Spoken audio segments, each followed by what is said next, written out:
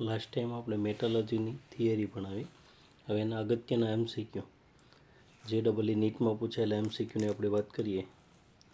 તો પહેલો MCQ છે JEEના પ્રશ્નો લઈએ. પહેલાં, કોના વિદ્યુત વિભાજનથી એલ્યુમિનિયમનું નિષ્કર્ષણ થાય છે? એલ્યુમિનિયમનું નિષ્કર્ષણ માટે શુદ્ધ એલ્યુમિના વપરાતું નથી, પરંતુ પિગલિત ક્રાયોલાઇટ સાથે મિશ્ર કરેલું એલ્યુમિના વપરાય છે. કારણ કે શુદ્ધ એલ્યુમિનાનું ગલનબિંદુ ઊંચું છે, એટલે ક્રાયોલાઇટ સાથે મિશ્ર કરેલું એલ્યુમિના વપરાય છે. ત્યાર પછી કોના નિષ્કર્ષણ માટે સાયનાઇડ પદ્ધતિ વપરાય છે? સાયનાઇડ પદ્ધતિ એટલે લીચિંગ કરવામાં આવે એમાં સિલ્વર અને ગોલ્ડ માટે વપરાય છે. એટલે અહીંયા આપણને વિકલ્પ તરીકે સિલ્વર આપે છે. બેરિયમ એલ્યુમિનિયમ માટે કે બોરોન માટે વપરાય નહીં. પછી છે ઝીંકની અશુદ્ધિ ધરાવતા કોપરના નમૂનાનું વિદ્યુત વિભાજન દ્વારા શુદ્ધિકરણ કરતા વિદ્યુત ધ્રુવો શું હશે? વિદ્યુત ધ્રુવોમાં જો વિદ્યુત વિભાજનથી શુદ્ધિકરણ કરીએ, આપણે કોપરનું શુદ્ધિકરણ કરવું છે, તો અશુદ્ધ કોપર છે એ એનોડ તરીકે લેવામાં આવે અને શુદ્ધ કોપર છે કેથોડ તરીકે. એટલે ડી વિકલ્પમાં આપ્યું છે શુદ્ધ કોપર અને અશુદ્ધ નમૂનો. પછી નીચેની કાચી ધાતુઓ પૈકી કોનું શુદ્ધિકરણ ફીણ પ્લવન પદ્ધતિથી થાય છે? ફીણ પ્લવન પદ્ધતિથી સલ્ફાઇડયુક્ત કાચી ધાતુ છે એનું સંકેન્દ્રણ કરવામાં આવે છે.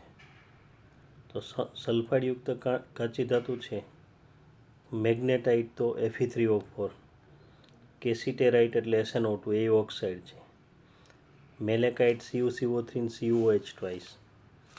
ગેલિના છે એ સલ્ફાઇડયુક્ત કાચી ધાતુ છે, PbS કહીએ છીએ આપણે એને, ગેલિના એટલે zinc sulphide, lead sulphide, PbS.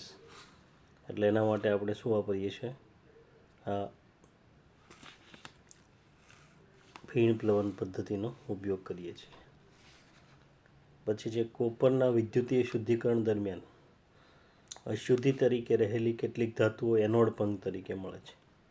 આ ધાતુઓ ખાલી જગ્યા છે. એનોડ પંખ તરીકે સામાન્ય રીતે સહેલાઈથી ઓક્સિડેશન ન પામતી ધાતુઓ, એટલે કે ઉમદા ધાતુઓ સિલ્વર, ગોલ્ડ, પ્લેટિનમ વગેરે મળે છે. તો અહીંયા સિલ્વર અને ગોલ્ડ આપેલું છે આપણને, એટલે સિલ્વર ને ગોલ્ડ આવશે. પછી સલ્ફાઇડયુક્ત કાચી ધાતુનું ભૂંજન કરી ઓક્સાઇડમાં રૂપાંતર કરવામાં આવે છે, પરંતુ કાર્બન વડે સીધું રિડક્શન કરવામાં આવતું નથી. આ માટે નીચેના પૈકી કયું પરિબળ મહત્વનું નથી? સલ્ફાઇડયુક્ત કાચી ધાતુ છે એનું પહેલાં ઓક્સાઇડમાં રૂપાંતર કરવામાં આવે છે. તો પહેલું પરિબળમાં એની સાથે કોઈ લેવા દેવા નથી કે CS2 કરતાં CO2 વધુ બાષ્પશીલ છે.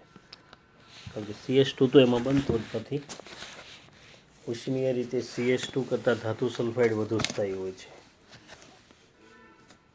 CS2 કરતાં એટલે ધાતુ સલ્ફાઇડ વધુ સ્થાયી હોય તો પછી ધાતુ એમાંથી સરળતાથી મેળવી શકાય નહીં. એટલે પહેલાં ઓક્સાઇડમાં રૂપાંતર કરવું જરૂરી છે. CS2 કરતાં CO2 વધુ સ્થાયી છે. ધાતુ સલ્ફાઇડ તેના અનુવર્તી ઓક્સાઇડ કરતાં ઓછા સ્થાયી છે. બરાબર, એક મહત્વનું પરિબળ ન હોય તેવું પહેલું પરિબળ થશે. કઈ ધાતુ તેના ક્ષારના જલીય દ્રાવણના વિદ્યુત વિભાજનથી મળતી નથી? સક્રિય ધાતુ હોય એના ક્ષારના જલીય દ્રાવણના વિદ્યુત વિભાજનથી મેળવી શકાય નહીં. એટલે પહેલા અને બીજા સમૂહની ધાતુઓ છે સક્રિય ધાતુઓ. કેલ્શિયમ છે, મેગ્નેશિયમ છે, એલ્યુમિનિયમ છે, સોડિયમ, પોટેશિયમ. તો અહીંયા કેલ્શિયમ આપેલું છે. એને એના ક્ષારનું જલીય દ્રાવણનું વિદ્યુત વિભાજન કરીને મેળવી શકાતી નથી. એલ્યુમિનિયમના નિષ્કર્ષણ માટેની હોલ હેરાઉલ્ટ પદ્ધતિના સંદર્ભમાં નીચેના પૈકી કયું વિધાન ખોટું છે? પહેલું, એલ્યુમિનિયમ બનવા Al+ કેથોડ પર રિડક્શન પામે છે. સાચું. એલ્યુમિનિયમના નિષ્કર્ષણની હોલ હેરાઉલ્ટ પદ્ધતિ ભણ્યા એમાં કેથોડ પર Al+નું રિડક્શન થાય છે. Na3LF6 વિદ્યુત વિભાજ્ય તરીકે વર્તે છે, એ ખોટું છે. Na3LF6 એટલે ક્રાયોલાઇટ અને Al2O3 બંને વપરાય છે. Al2O3 વિદ્યુત વિભાજ્ય તરીકે, બરાબર. આ પ્રક્રમમાં CO અને CO2 ઉત્પન્ન થાય છે, એ સાચું. એનોડ પર CO અને CO ઉત્પન્ન થાય છે. Al2O3 ને CF2 સાથે મિશ્ર કરવામાં આવે છે, જે મિશ્રણનું ગલનબિંદુ નીચું લાવે છે અને વાહકતા લાવે છે, સાચું. CF2 ને ક્રાયોલાઇટ મિશ્ર કરવામાં આવે છે, એટલે ડી પણ સાચું છે. 9મો પ્રશ્ન છે, નીચેના સમીકરણમાં દ્વારા શુદ્ધિકરણની કઈ પદ્ધતિ રજૂ કરવામાં આવે છે? આયોડાઇડ બનાવેલું છે. ટિટેનિયમમાંથી ટિટેનિયમ આયોડાઇડ બનાવેલું છે, TiI4, અને પછી એનું ગરમ કરી અને ટિટેનિયમ શુદ્ધિકરણમાં ટિટેનિયમ છે શુદ્ધ સ્વરૂપે મેળવવામાં આવે છે. તો આ પદ્ધતિને આપણે વાન આર્કેલ પદ્ધતિ તરીકે ઓળખીએ છીએ. આયોડાઇડ બનાવીએ છીએ શુદ્ધિકરણ માટે, અને વાન આર્કેલ પદ્ધતિ. અને નિકલ માટે કોબાલ્ટ નિકલ છે, એના માટે CO સાથે પ્રક્રિયા થાય, કાર્બન મોનોક્સાઇડ, અને એનું CO સંકીર્ણ બને, કાર્બોનિલ સંકીર્ણ બને, એના માટેની પદ્ધતિને આપણે મોન્ડની કાર્બોનિલ પદ્ધતિ કહીએ છીએ. એટલે અહીંયા વાન આર્કેલ પદ્ધતિ આવશે. નીચે આપેલા કયા ઓક્સાઇડ સમૂહનું કાર્બન વડે રિડક્શન થઈ શકતું નથી? કાર્બન વડે ખૂબ સક્રિય ધાતુના ઓક્સાઇડ હોય તો એનું રિડક્શન શક્ય ન બને. સક્રિય ધાતુના ઓક્સાઇડ એટલે CaO અને K2O છે, કારણ કે Ca સાથે તો તેનો કાર્બાઇડ પણ બની જાય ઊંચા તાપમાને, બરાબર. એટલે કાર્બન વડે રિડક્શન શક્ય નથી CaO અને K2O. પછી ઝીંક બ્લેન્ડમાંથી ઝીંકનું નિષ્કર્ષણ ખાલી જગ્યા દ્વારા કરવામાં આવે છે. ઝીંક બ્લેન્ડ હોય એમાંથી ઝીંકનું નિષ્કર્ષણ કરવું હોય તો પહેલાં ભુંજન ઝીંક બ્લેન્ડ એટલે ZNS, અને ત્યારબાદ સ્વયં રિડક્શન નથી આવતું. અહીંયા સ્વયં રિડક્શન CO2O માટે આવે છે, બરાબર. વિદ્યુતીય રિડક્શન પણ નથી આવતું, અને ભુંજનને ત્યારબાદ કાર્બન વડે રિડક્શન કરવામાં આવે છે. ZNSનું ભુંજન કરી અને ZNOમાં રૂપાંતર કરવામાં આવે, અને પછી ઝીંકનું કાર્બન વડે રિડક્શન કરી અને ઝીંક મેળવવામાં આવે છે. ત્યાર પછી ફીણ પ્લવન પદ્ધતિમાં ફીણ સ્થાયીકારક તરીકે વપરાતો પદાર્થ, ફીણને સ્ટેબિલાઇઝ કરે, ફીણને સ્થાયી બનાવે એવો પદાર્થ છે અહીંયા એનિલિન. એનિલિન છે એ ફીણ સ્થાયીકારક તરીકે ઉપયોગી છે. ઝેન્થેટ છે એ તો ફીણ ઉત્પન્ન કરનાર પદાર્થ છે. ફીણ સ્થાયીકારક તરીકે એનિલિન છે, ક્રેસોલ છે વગેરે ઉમેરવામાં આવે છે. પછી છે એલ્યુમિનિયમ ધાતુ મેળવવા માટે એલ્યુમિનાના વિદ્યુત વિભાજનમાં ક્રાયોલાઇટ મુખ્યત્વે શા માટે ઉમેરવામાં આવે છે? તો ક્રાયોલાઇટ ઉમેરવાનું કારણ શું છે? ક્રાયોલાઇટ એલ્યુમિનાનું ગલનબિંદુ નીચું લાવવા માટે, પિગલેટ ક્રાયોલાઇટમાં એલ્યુમિનાને દ્રાવ્ય કરવા માટે, એલ્યુમિનાની અશુદ્ધિઓ દૂર કરવા, કે વિદ્યુતીય વાહકતા વધારવા. તો મેઇન કારણ છે શુદ્ધ એલ્યુમિનાનું ગલનબિંદુ ઊંચું હોય, પણ ક્રાયોલાઇટ ઉમેરીએ તો ગલનબિંદુ નીચું લાવે, એટલે ગલનબિંદુ નીચું લાવવા માટે વપરાય છે. પછી 14મો છે, કેલ્શિયમ એ એવો પ્રક્રમ છે જેમાં H2O, CO2 કે SO2 ને દૂર કરવા કાચી ધાતુને તેના ગલનબિંદુથી ઊંચા તાપમાને ગરમ કરવામાં આવે છે, કેલ્સિનેશનમાં. કેલ્સિનેશનમાં શું કરવામાં આવે છે? બાષ્પશીલ અશુદ્ધિઓ દૂર કરવા કાચી ધાતુને ગલનબિંદુથી નીચા તાપમાને ગરમ કરવામાં આવે છે. કે સલ્ફર આર્સેનિક એન્ટીમનીને અનુક્રમે SO2, H2O3 અને Sp2O3 સ્વરૂપે દૂર કરવા તથા કાચી ધાતુને ગલનબિંદુથી ઊંચા તાપમાને ગરમ કરવામાં આવે છે. કે H2O અને CO2 ને દૂર કરવા કાચી ધાતુને, એટલે ભેજની અશુદ્ધિ હોય તો H2O સ્વરૂપે દૂર થાય, બરાબર. અને CO2 ને કાર્બોનેટ હોય તો CO2 દૂર થઈને ઓક્સાઇડ બને છે, પણ એમાં ગલનબિંદુથી નીચા તાપમાને આપણે ગરમ કરીએ છીએ, એટલે ડી વિકલ્પ આવશે, ગલનબિંદુથી નીચા તાપમાને.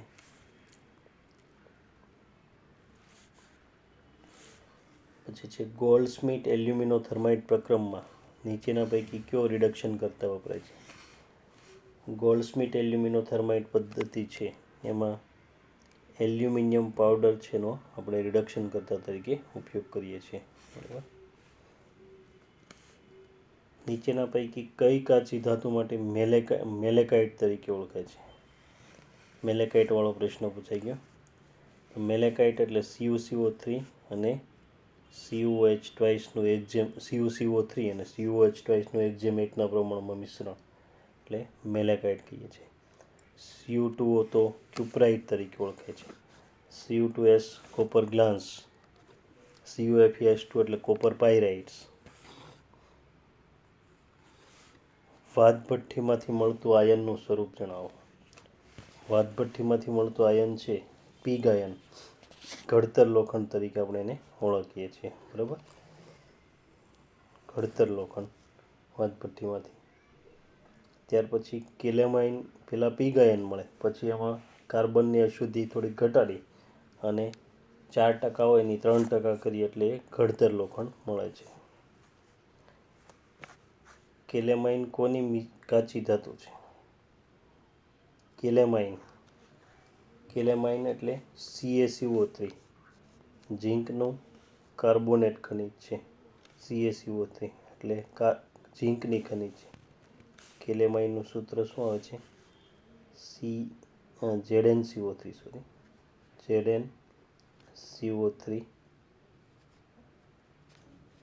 એટલે કેલેમાઇન કહીએ છીએ આપણે. એટલે ઝીંકની કાચી ધાતુ કહેવાશે. ત્યાર પછી ધાતુઓના અલગીકરણમાં કેલ્સિનેશનથી સામાન્ય રીતે શું પરિણમે છે? ધાતુનું અલગીકરણમાં કેલ્સિનેશન કરીએ તો ખાસ કરીને કેલ્સિનેશનમાં ઓક્સાઇડ છે, ભેજની અશુદ્ધિ દૂર થઈ જાય છે. કાર્બોનેટ છે ઓક્સાઇડમાં રૂપાંતર પામે એટલે ધાતુના ઓક્સાઇડ મળે છે. ભુંજનમાં પણ આપણે ઓક્સાઇડ મેળવવા માટે જેનો ઉપયોગ કરીએ છીએ. પછી 20મો પ્રશ્ન છે પ્રદ્રાવણ દ્વારા કોપરનું નિષ્કર્ષણ સિલિકાનો યોગશીલ પદાર્થ તરીકે ખાલી જગ્યાને દૂર કરવા માટે વપરાય છે. કોપરના નિષ્કર્ષણમાં આપણે સિલિકાનો ઉપયોગ કરીએ છીએ. તો કોપરમાં આયનની અશુદ્ધિ હોય, FeOની અશુદ્ધિ હોય. FeO છે આ સિલિકા સાથે FeSiO3 સ્લેગ બનાવે છે. એટલે સિલિકાનો ઉપયોગ કોની અશુદ્ધિ દૂર કરવા માટે છે? કોપરના નિષ્કર્ષણમાં FeOની અશુદ્ધિ દૂર કરવા માટે થાય છે. પછી 21મો પ્રશ્ન છે નિક્ષાલન પદ્ધતિમાં કાચી ધાતુ બોક્સાઇટનું NaOH સાથે શોધન કરવામાં આવે છે, ડાયજેસ્ટ કરવામાં આવે છે, જે X ઉત્પન્ન કરે છે. આ ખાસ તમને આઈડિયા આવી જવું જોઈએ એનો કે આ જે એલ્યુમિનિયમ છે એનું નિષ્કર્ષણ છે. તો કાચી ધાતુના જે બોક્સાઇટ છે એટલે Al2O3 એનું NaOH સાથે ડાયજેસ્ટ કરીએ એટલે X ઉત્પન્ન થાય. તો X તરીકે શું ઉત્પન્ન થાય છે? અહીંયા તમે જાણો છો સોડિયમ ટેટ્રાહાઇડ્રોક્સો એલ્યુમિનેટ 3 એટલે NaLOH 4 ટાઈમ્સ એ બે વિકલ્પમાં આપ્યું છે, A અને D. પછી જ્યારે Xના જલીય દ્રાવણમાં CO2 પસાર કરવામાં આવે ત્યારે એક જલીય સંયોજન વાયુનું અવક્ષેપન થાય છે. CO2 પસાર કરીએ એટલે પછી એમાંથી Al2O3 બને છે. એલ્યુમિનિયમ કાર્બોનેટ નથી બનતો. અહીંયા કાર્બોનેટ આપ્યો છે. આને સોડિયમ એલ્યુમિનેટ કહેવાય પણ અહીંયા કાર્બોનેટ આપ્યો છે. કાર્બોનેટવાળું નહીં આવે, ઓક્સાઇડવાળું આવશે. એટલે ઓક્સાઇડ એલ્યુમિના બને છે અથવા હાઇડ્રોક્સાઇડ બને છે. એનું અવક્ષેપન થાય છે.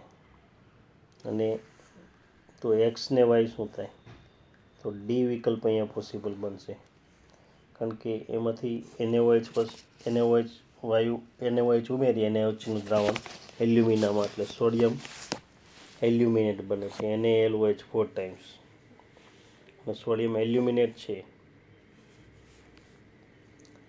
એમાંથી CO2 પસાર કરો એટલે સોડિયમ સિલિકેટ દ્રાવ્ય રહી જાય, સિલિકાની અશુદ્ધિ હોય તે, અને આપણને Al2O3 × XH2 મળે છે. પછી એને આપણે 1200 °C તાપમાને ગરમ કરીએ એટલે આપણને શુદ્ધ ભેજ દૂર થઈ જાય અને Al2O3 મળે છે. 22મો, સલ્ફાઇડ કાચી ધાતુમાંથી કોપરના નિષ્કર્ષણમાં કોપર સલ્ફાઇડના અંતે કોના દ્વારા રિડક્શનથી ધાતુ મળે છે? આ પ્રશ્નની આપણે ચર્ચા કરી. Cu2S બન્યો, એની પછી છેલ્લે કોની સાથે પ્રક્રિયા થાય? Cu2O સાથે જ પ્રક્રિયા થાય અને આપણને કોપર મળે છે. Cu2S પ્લસ 2Cu2O એટલે 6Cu પ્લસ SO2 આમ થાય છે. પછી છે આપેલ એલિંગહામ આકૃતિના સંદર્ભમાં સાચું વિધાન જણાવો. એલિંગહામ ડાયાગ્રામ આપેલો છે, એમાં તમને 4 ગ્રાફ આપેલા છે. 3 જે ધાતુ છે એના ઓક્સાઇડ બનવાના છે. Lમાંથી Al2O3 બને છે, Znમાંથી Zno બને છે અને Cuમાંથી Cu2, અને એક રિડક્શન કરતા પદાર્થ છે જે કાર્બન, એનો ગ્રાફ આપેલો છે. એનું પોતાનું ઓક્સિડેશન થાય છે કાર્બન મોનોક્સાઇડમાં. મુક્ત ઉર્જા ફેરફાર વિરુદ્ધ તાપમાનના આલેખ આપ્યા છે. 3 આલેખ છે ને આપ્યા છે? ધાતુના ઓક્સાઇડ બનવાના આલેખ આપ્યા છે, અને એક આલેખ એ ઓક્સાઇડના રિડક્શન માટે જે કાર્બન વપરાય છે એનો ગ્રાફ આપેલો છે. હવે આ ગ્રાફને પરથી આપેલું જે વિધાન છે એ વિધાનમાં કયું વિધાન સાચું છે એ જણાવવાનું છે. પહેલું વિધાન છે 800 °C પર Znoમાંથી Znના નિષ્કર્ષણ માટે કોપરનો ઉપયોગ થઈ શકે. એના માટે કોપર નીચે આવવું જોઈએ. અહીંયા 2000 છે, અહીંયા 1000, અહીંયા લગભગ 800 °C તાપમાન આવે. 800 °C તાપમાને અહીંયા ગણીએ આપણે, આપેલું છે આપણને તાપમાને 800 °C, તો ત્યાં ઝીંક અને કોપર બંને માટે મુક્ત ઉર્જા ફેરફાર સરખો થશે, એટલે પરિણામી મુક્ત ઉર્જા ફેરફાર છે શૂન્ય થશે.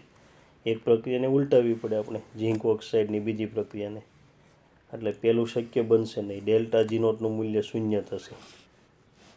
800 °C પર Znoમાંથી Znના નિષ્કર્ષણ માટે કોકનો ઉપયોગ, બીજું ખોટું છે, આપણે પહેલાં બીજું સમજાવ્યું. પહેલું કોપરનો ઉપયોગ થઈ શકે છે. હવે કોપર માટેનો ગ્રાફ છે અહીંયા છે, ઝીંક માટેનો નીચે છે. તો નીચે રહેલી, આપણે સમજાવ્યું કે નીચે રહેલી ધાતુ હોવી જોઈએ અને ઉપર રહેલી ધાતુનું ઓક્સાઇડ હોય તો પ્રક્રિયા શક્ય બને. અહીંયા ઉલટું છે, નીચે રહેલી ધાતુનું ઓક્સાઇડ Zn આપ્યું છે આપણને, હા, અને ઉપર રહેલી ધાતુ આપી છે, તો આ પ્રક્રિયા શક્ય બને નહીં. એટલે ઝીંક ઓક્સાઇડનું કોપર વડે રિડક્શન શક્ય બને નહીં. પછી Cu2માંથી Cuના નિષ્કર્ષણ માટે કોકનો ઉપયોગ થઈ શકે નહીં.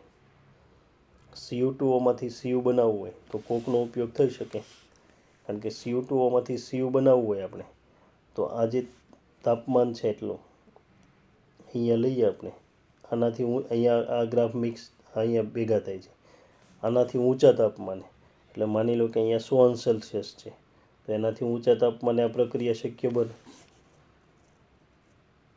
આમાં તો ઉપયોગ થઈ શકે નહીં એવું આપેલું છે, એટલે એ ખોટું છે. 1400 °C પર Znoમાંથી Znના નિષ્કર્ષણ માટે એલ્યુમિનિયમનો ઉપયોગ થઈ શકે. સાચું.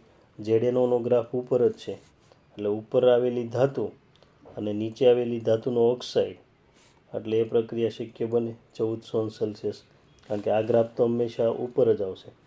એટલે Zno છે, Zno લઈએ આપણે, Zno ધાતુ લઈએ અને એલ્યુમિનિયમ લઈએ તો આ પ્રક્રિયા શક્ય બનશે. ઝીંક ધાતુ બનશે અને એલ્યુમિનિયમનો ઓક્સાઇડ બનશે Al2O3. પછી સમીકરણનું સંતુલન થઈ શકે, પરંતુ આ પ્રક્રિયા શક્ય બને, કારણ કે આ પ્રક્રિયા માટે એલિંગહામ ડાયાગ્રામ પરથી મુક્ત ઉર્જા ફેરફાર ગણીએ તો ઋણ આવશે, એટલે ડી વિકલ્પ સાચો છે. ત્યાર પછી આયર્ન અને કોપર બંને ધરાવતું તત્વ જણાવો. આયર્ન અને કોપર જે બંનેમાં રહેલું હોય મેલેકાઇટ છે CuCO3 ને COH2 એમાં ફક્ત કોપર જ હોય. ડોલોમાઇટ MgCO3 અને CaCO3 એમાં કેલ્શિયમ ને મેગ્નેશિયમ હોય, કોપર નથી હોતું. એઝ્યુરાઇટ છે એમાં પણ કોપર કાર્બોનેટ ને કોપર હાઇડ્રોક્સાઇડ હોય છે, એટલે એમાં પણ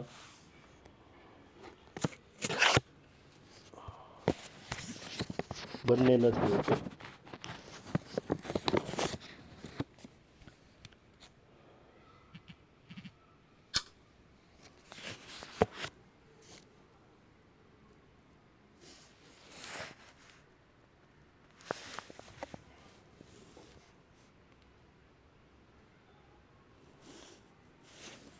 એટલે એઝ્યુરાઇટ છે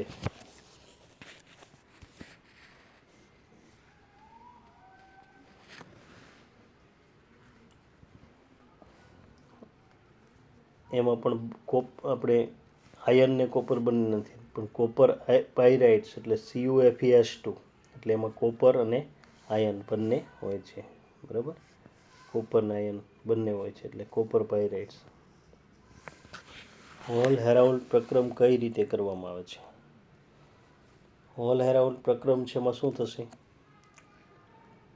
પેલું છે એલ્યુમિનોથર્માઇટ પદ્ધતિ છે, ક્રોમિયમ ઓક્સાઇડનું એલ્યુમિનિયમ વડે રિડક્શન.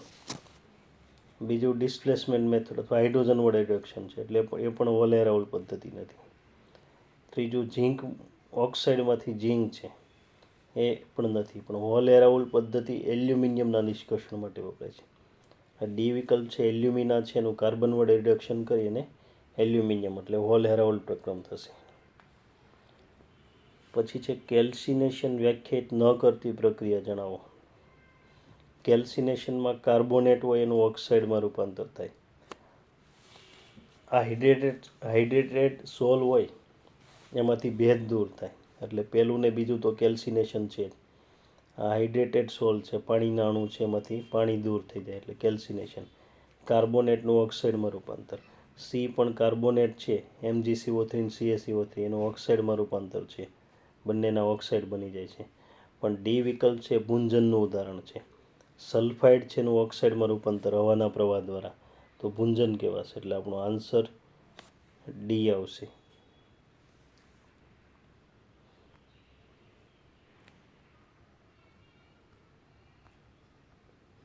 27મો પ્રશ્ન.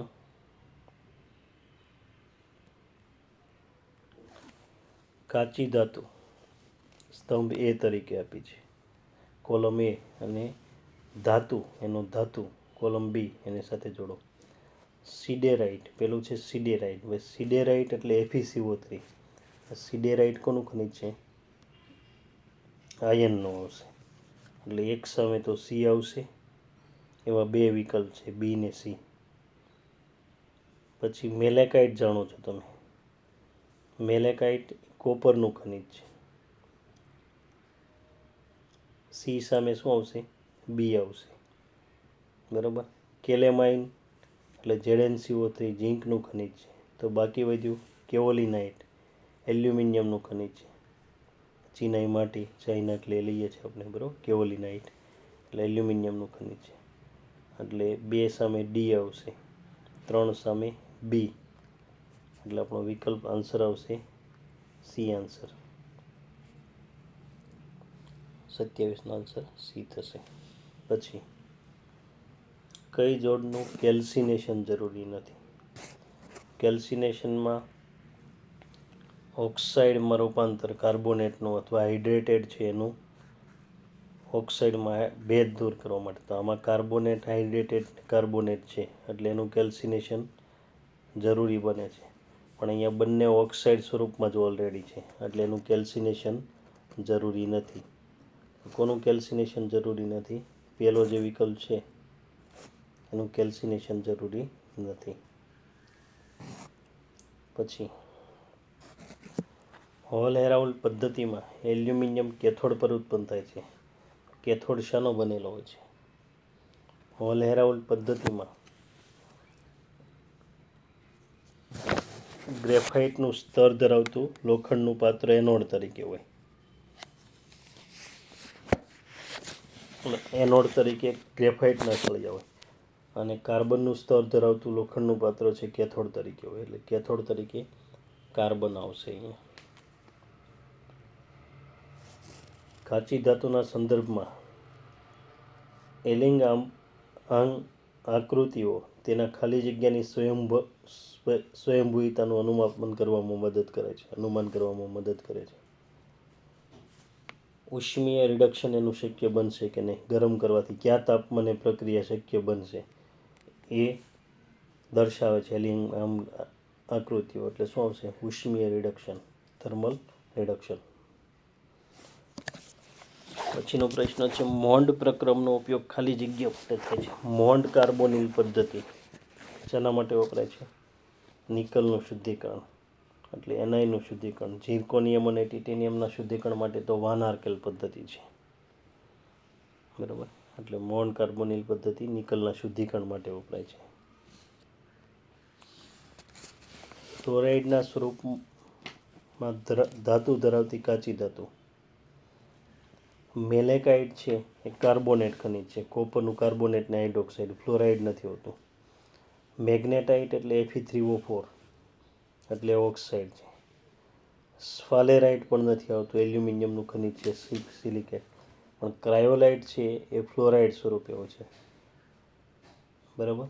Na3Lf6 એટલે એમાં ફ્લોરાઇડ હોય છે. પછી 33મો પ્રશ્ન છે, ક્યુ એક કાર્બોનેટ ખનિજ નથી? બોક્સાઇટ છે શું છે? Al2O3 એટલે બોક્સાઇટ એટલે ઓક્સાઇડ છે. કેલેમાઇન એટલે ZnCO3 કાર્બોનેટ છે. સિડેરાઇટ એટલે FeCO3 એ પણ કાર્બોનેટ છે. અને મેલેકાઇટ છે એમાં કોપરનો કાર્બોનેટ હોય છે, CuCO3 અને CuH2. પછી 34 વિધાન અને કારણ પ્રકારનો પ્રશ્ન છે, એઝર્શન એન્ડ રિઝન ટાઈપનો પ્રશ્ન છે. આયનના નિષ્કર્ષણ માટે હિમેટાઇટ કાચી ધાતુ વપરાય છે. આયનનું નિષ્કર્ષણ છે એમાં એ હિમેટાઇટમાંથી કરવામાં આવે છે, એ સાચું છે, તમે જાણો છો. હિમેટાઇટમાંથી આયનનું નિષ્કર્ષણ કરવામાં આવે છે, પેલું સાચું છે. હિમેટાઇટ આયનની કાર્બોનેટ ખનિજ છે, ખોટું છે. હિમેટાઇટ શું છે? આયનની ઓક્સાઇડ ખનિજ છે, કાર્બોનેટ નથી. કાર્બોનેટ તો સિડેરાઇટ છે, આયનની કાર્બોનેટ ખનિજ સિડેરાઇટ છે. એટલે ફક્ત વિધાન સાચું છે, એટલે બી વિકલ્પ આવશે. પછી 35મો પ્રશ્ન છે, શુદ્ધિકરણ પદ્ધતિ અને એની સાથેની ધાતુ. દ્રવ ગલન. પહેલાં તો તમે મોન્ડ કાર્બોનિલ પદ્ધતિ કોના માટે વપરાય છે એ જાણો છો, ઝીંક માટે. મોન્ડ કાર્બોનિલ પદ્ધતિ આપણે ઝીંક માટે વાપરીશું, બરાબર. એટલે નિકલ માટે, સોરી, એટલે નિકલ આવશે એની માટે. પછી વાન આર્કેલ પદ્ધતિમાં ઝિર્કોનિયમ, એટલે એની સામે ડી સામે એ આવશે. પછી જોન અવસ્થા શુદ્ધિકરણ કોના માટે વપરાય છે? અર્ધ ધાતુ અને દ્રવ ગલન નીચી ગલન બિંદુ ધરાવતી ધાતુઓ માટે, બરાબર. તો અહીંયા આપણે નીચી ગલન બિંદુ ધરાવતું ગેલિયમ છે, એટલે એક સામે દ્રવ ગલન ટીનનું પણ ગલન બિંદુ નીચું હોય છે, એટલે એક સામે સી આવશે. ગેલિયમ એના માટે દ્રવ ગલન એક સામે સી આવશે. તો જોન શુદ્ધિકરણ માટે આપણે ગેલિયમ લઈશું, ડી. 2 સામે ડી, 3 સામે બી અને 4 સામે એ. તો સી વિકલ્પ આપેલું છે તમને, અને 4 સામે એ હોય એવા 2 વિકલ્પ છે, એના પરથી નક્કી થઈ જાય ને. એક સામે તો સી જ આવે છે, ફિક્સ છે તમારું, એટલે આ વિકલ્પ જ પોસિબલ બને. 2 ન આવડતા હોય તો પણ આ સોલ્વ થઈ જાય એવું છે તમારે. ત્યાર પછી પ્રશ્ન છે, સાચું વિધાન જણાવો. ઝિંકાઇટ એ કાર્બોનેટ કાચી ધાતુ છે. ઝિંકાઇટ એટલે ZnO.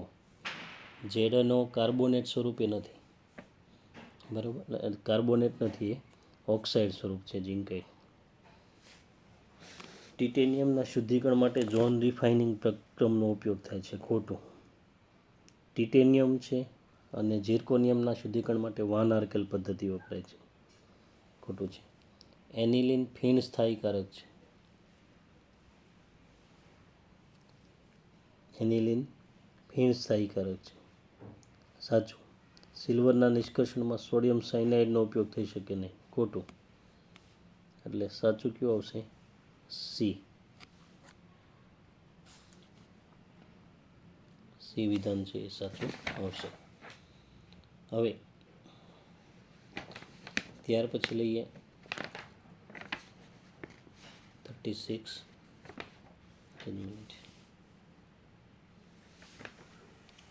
આગળ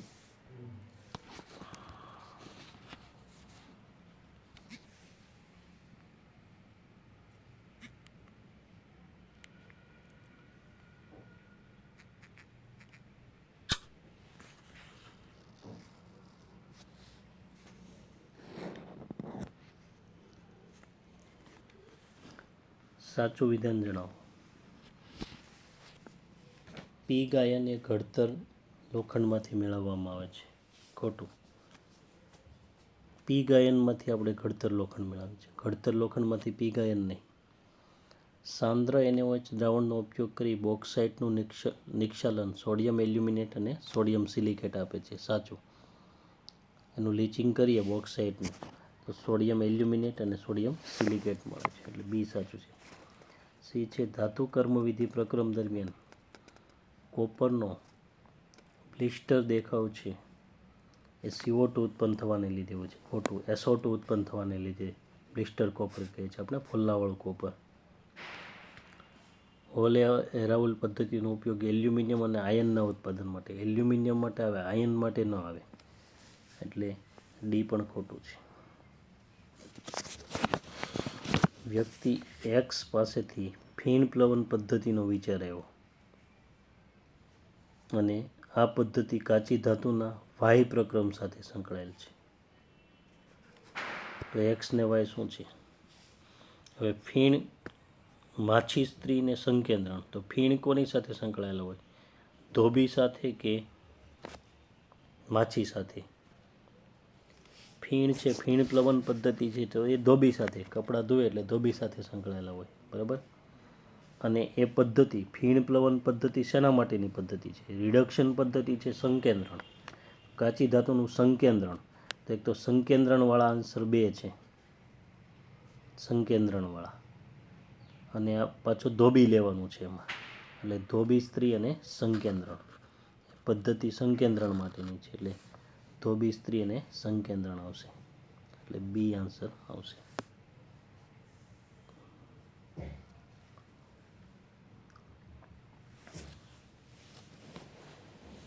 કોમર્શિયલ આયનનું સૌથી શુદ્ધ સ્વરૂપ કયું છે?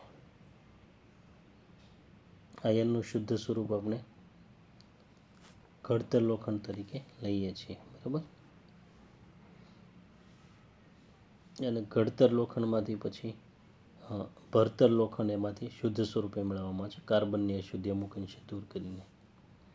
એટલે ભરતર લોખંડ આવશે. જ્યારે અશુદ્ધ ધાતુના ગલન બિંદુ અનુક્રમે નીચા અને ઊંચા હોય ત્યારે તેના શુદ્ધિકરણ માટે વપરાતી પદ્ધતિ. શુદ્ધિના ગલન બિંદુ, ધાતુનું ગલન બિંદુ નીચું હોય અને અશુદ્ધિનું ગલન બિંદુ ઊંચું હોય તો શું કરવામાં આવે છે? એમાં દ્રવ ગલન કરવામાં આવે છે, લિક્વેશન કરીએ છીએ આપણે. દ્રવ ગલન પદ્ધતિનો ઉપયોગ થાય છે. પછી છે આયનના નિષ્કર્ષણ દરમિયાન A થી D પૈકી કઈ પ્રક્રિયાઓ વાદભઠ્ઠીમાં થતી નથી? વાદભઠ્ઠીમાં આયનનો સ્લેગ નથી બનતો, તો આયન જ દૂર થઈ જાય. એટલે FeSiO3 તો બનતો જ નથી, એટલે સી તો બનતો જ નથી. એટલે સી વાળો પાછો એક જ વિકલ્પ છે, એટલે એ આવશે સી અને ડી. ડીમાં FeOમાંથી આપણે Fe નથી મેળવતા એમાં, બરાબર. Fe2O3માંથી Fe મેળવીએ છીએ.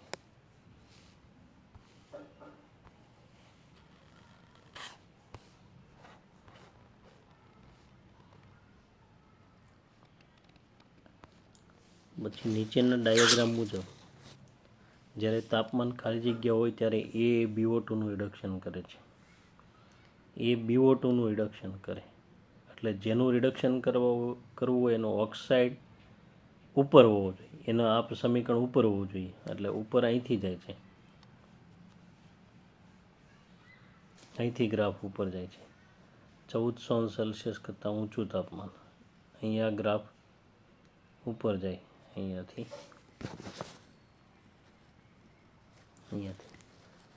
એટલે શું આવશે? એપ્રોક્સિમેટલી તાપમાન કેટલું હોવું જોઈએ?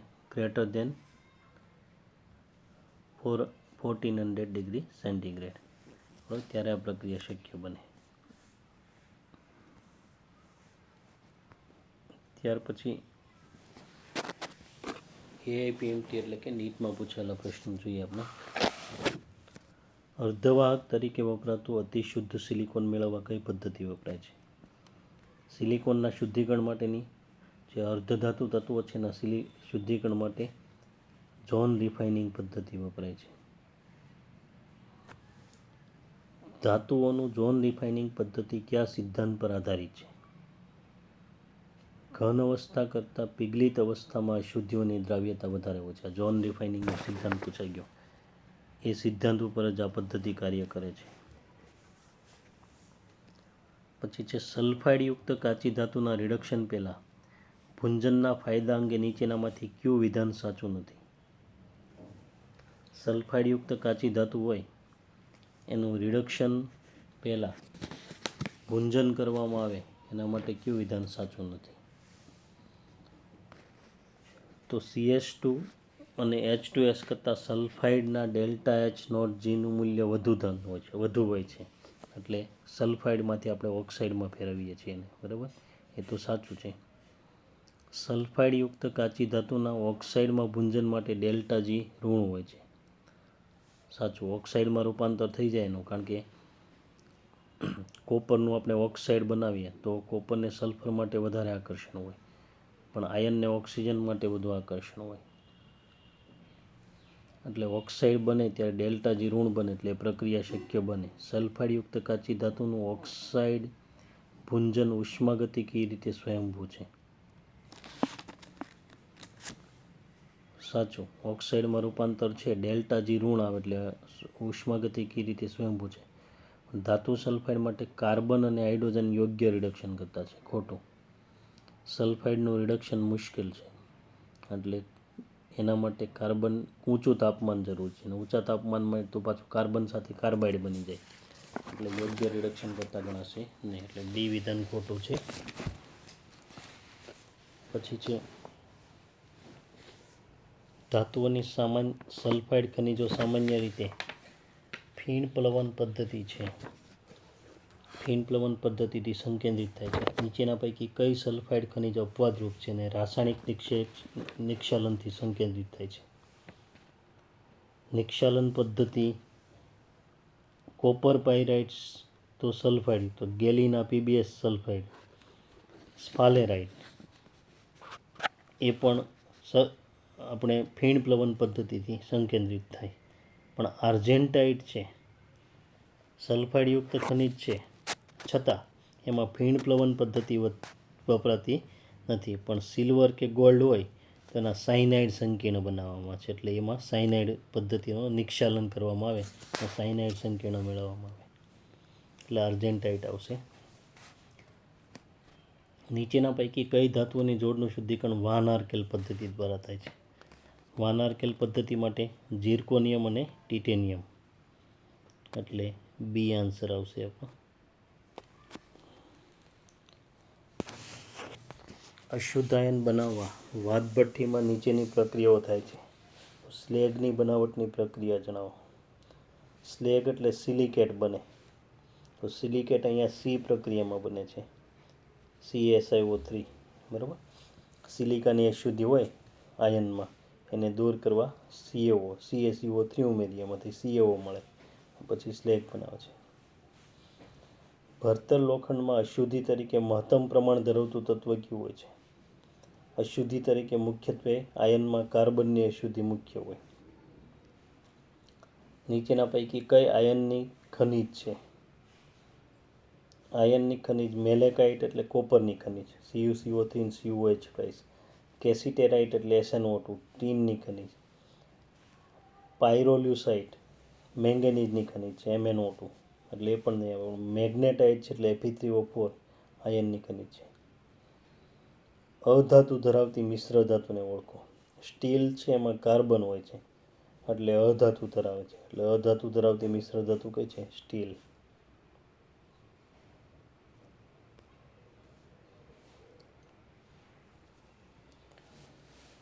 ત્યાર પછી છે સલ્ફાઇડ યુક્ત કાચી ધાતુમાંથી કોપરના નિષ્કર્ષણમાં ક્યુપ્રસ ઓક્સાઇડનું અંતમાં કોના વડે રિડક્શન કરવાથી ધાતુ મળે છે? આની ચર્ચા કરી છે આપણે.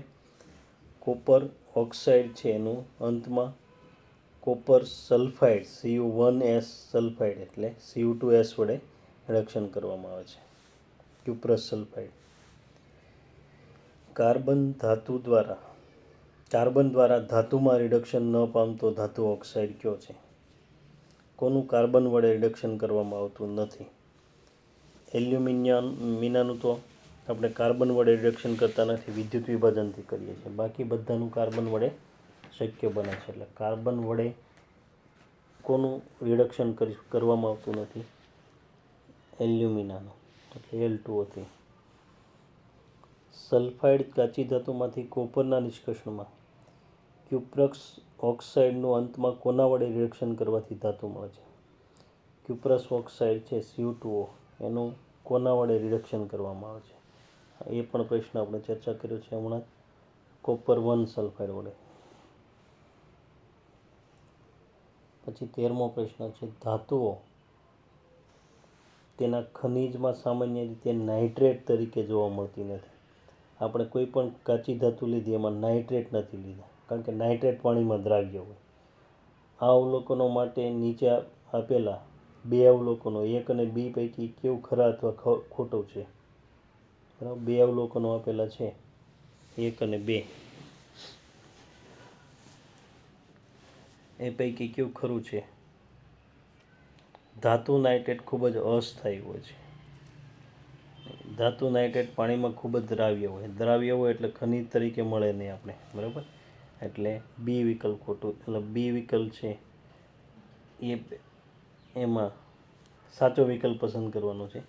એટલે આન્સર આવશે અહીંયા બી. વિધાન 1 અને આ બીજું વિધાન તમે 2 લખજો.